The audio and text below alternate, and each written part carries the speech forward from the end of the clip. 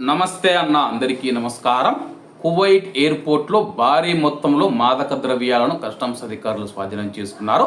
వివరాల్లోకి వెళితే కువైట్ ఈ ఏడాది ఎయిర్పోర్ట్లో జరిగిన అతిపెద్ద స్వాధీనాలలో ఒకటిగా యునైటెడ్ కింగ్డమ్ నుంచి వస్తూ ఉన్న సూట్ కేసులలో దాచి ఉంచిన 86 కేజీల మాదక ద్రవ్యాల భారీ స్మగ్లింగ్ ప్రయత్నాన్ని కువైట్ కస్టమ్స్ అధికారులు భగ్నం చేశారు.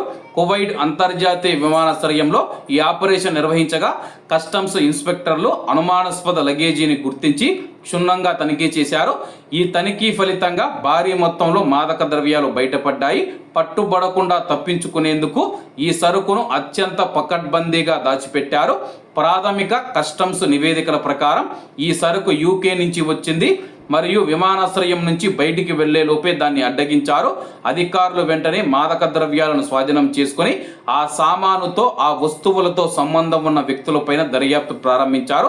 అరెస్టు గురించి పూర్తి వివరాలు మరియు స్వాధీనం చేసుకున్న మాదక ద్రవ్యాలు మత్తు పదార్థాలను ఇంకా బహిరంగంగా వెల్లడించినప్పటికీ ప్రయాణికుల వస్తువుల మార్గాలను ఉపయోగించి జరిగే అంతర్జాతీయ అక్రమ రవాణా నెట్వర్క్లపైన కొనసాగుతూ ఉన్న చర్యలలో ఈ కేసు కూడా ఒక భాగమని చెప్పేసి కస్టమ్స్ అధికారులు ధృవీకరించారు. యూకేతో సహా ఐరోపా దేశాల నుంచి అక్రమంగా రవాణా చేయబడే మాదక ద్రవ్యాలకు సంబంధించి ఇలాంటి మాదక ద్రవ్యాల కేసులు పట్టుబడుతూ ఉన్నాయి. ఈ సందర్భాలలో స్మగ్లర్లు మాదక ద్రవ్యాలు లగేజీ పార్సిళ్లు మరియు వాణిజ్య సరుకులలో దాచిపెట్టి ప్రయత్నిస్తూ ఉన్నారన్నమాట.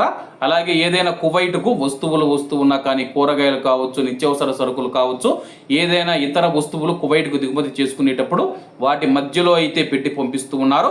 కువైట్ అంతర్జాతీయ విమానాశ్రయంలో మాదక ద్రవ్యాలను నియంత్రించడానికి మెరుగైన స్కానింగ్ వ్యవస్థలు మరియు నిఘా ఆధారిత తనిఖీలు కీలక పాత్ర పోషిస్తూ ఉన్నాయని చెప్పి అధికారులు నొక్కి చెప్పారు.